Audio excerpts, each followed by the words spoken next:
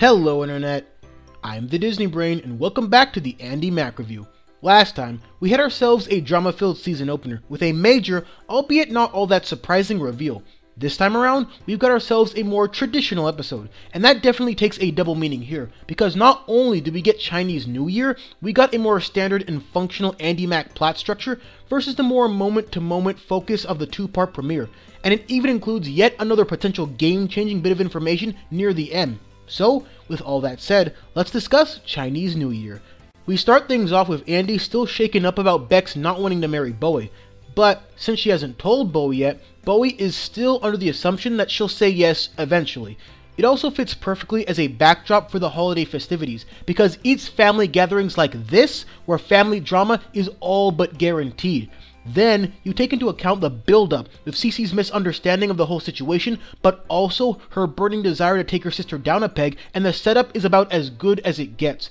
Not only that, but when Bowie needs to find out, how they go about progressing it from moment to moment was very well handled and hurt hard. That was all well and good, but let's talk about the beautiful path getting there. You guys know I always praise the people on this network who do their homework and get the details right. This episode got the details spot on. The red outfits, the red envelopes, the dinner itself. Heck, we even find out the Mack family is Cantonese.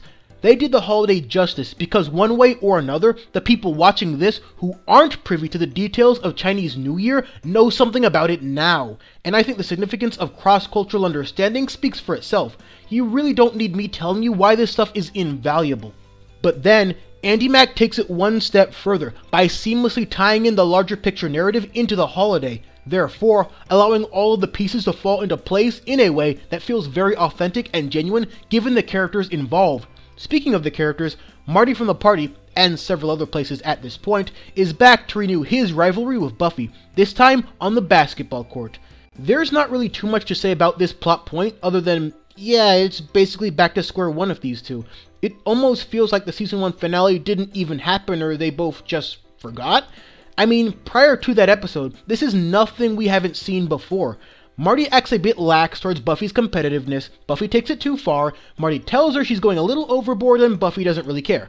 And Cyrus is standing around just watching it all, literally turning over no new stones on this one. It certainly does not matter whether or not they end up together, but at least don't backpedal. It's called Season 2 for a reason. Do something Season 1 couldn't have.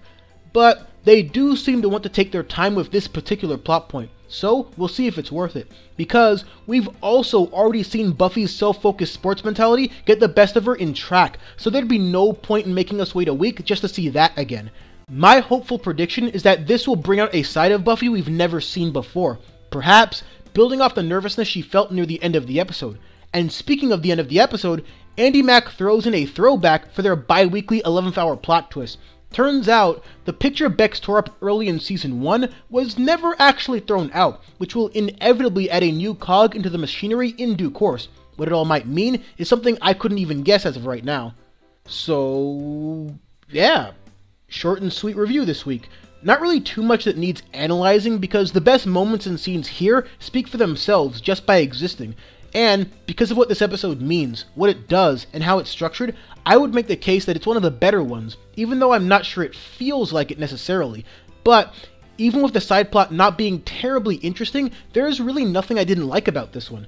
Next week will bring us more Amber, and as unpleasant as that sounds, I still think it might be worth diving into. But until then, thanks for watching.